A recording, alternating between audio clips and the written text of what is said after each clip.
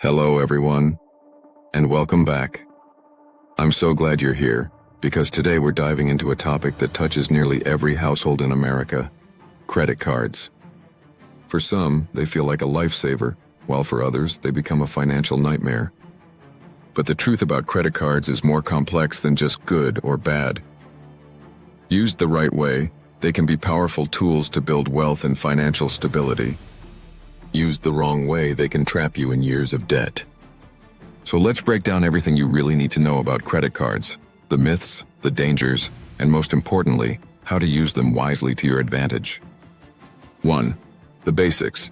What a credit card really is at its core. A credit card is simply a short-term loan. Every time you swipe or tap, the bank pays the merchant, and you promise to pay the bank back. If you pay your balance in full each month, you pay no interest.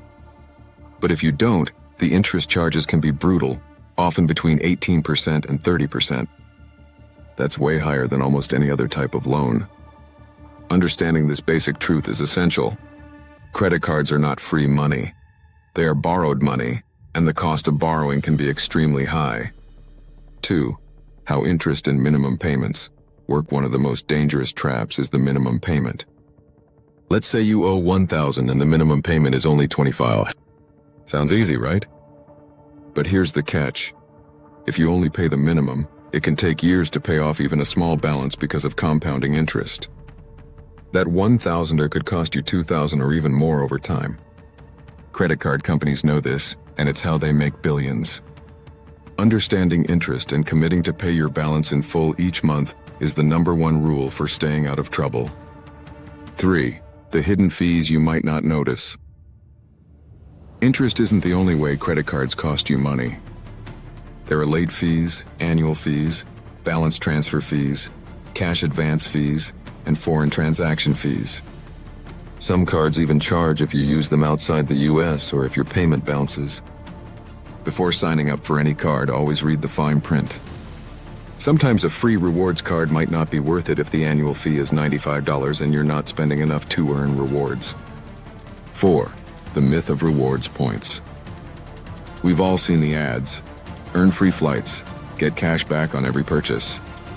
While rewards can be valuable, they can also be misleading. Many people spend more money just to earn points, which defeats the purpose. Remember this rule. Rewards are only worth it if you were going to make the purchase anyway. For example, a 2% cashback card sounds amazing, but if you carry a balance, the interest wipes out any rewards. Earning $20 in cash back, but paying $200 in interest is not a good deal. 5. How credit cards affect your credit score. This is one of the biggest advantages of credit cards when used properly. Your payment history and your credit utilization, how much of your limit you use, make up a huge part of your credit score. Paying your bill on time and keeping your balances low can boost your score dramatically.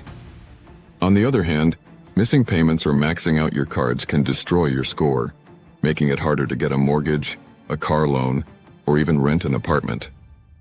Credit cards are like a double-edged sword. They can build or break your credit history. 6. The debt spiral and how to avoid it. Many Americans fall into the debt spiral, using one card to pay another, maxing out balances, and then only making minimum payments. This cycle can last for years, causing massive stress. The best way to avoid this is simple. Never spend more on a credit card than you can pay off when the bill comes. Think of it like using a debit card.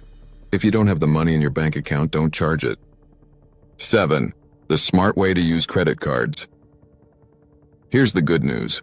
When used correctly, credit cards can be a powerful financial tool. Here are a few smart habits.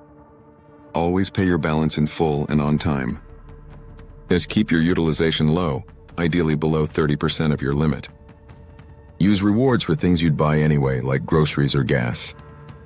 Take advantage of perks like purchase protection, extended warranties, or free credit monitoring. And consider having 1 or 2 well-chosen cards, rather than juggling too many. 8. When credit cards are dangerous, credit cards become dangerous when they replace budgeting. If you find yourself using a card because you don't have enough money in your checking account, that's a red flag. They're also risky for impulse shoppers or anyone who struggles with self-control. If that sounds like you, it might be safer to avoid credit cards altogether and focus on debit cards or cash. 9. Steps to get out of credit card debt. If you're already in credit card debt, don't panic. There are ways out. Debt snowball method. Pay off the smallest balance first, then move to the next. Debt avalanche method. Pay off the highest interest card first to save money long term. And balance transfer offers. Sometimes a 0% interest promo can buy you time to pay down debt. Budget reset. Cut unnecessary expenses and redirect that money to debt repayment. The key is commitment.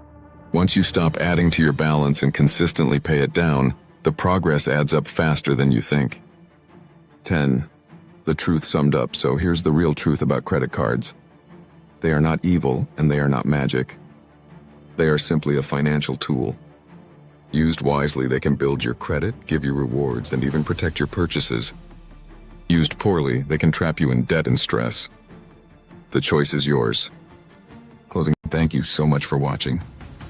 Remember, financial freedom isn't about avoiding tools like credit cards. It's about learning how to use them wisely. Start small, stay consistent, and focus on building healthy habits that protect your money and your future. If you found this video helpful, make sure to subscribe for more tips on personal finance, investing, and smart money strategies. Your journey to financial independence starts right here, and I'm excited to be part of it with you. Take care, stay smart with your money, and I'll see you in the next video.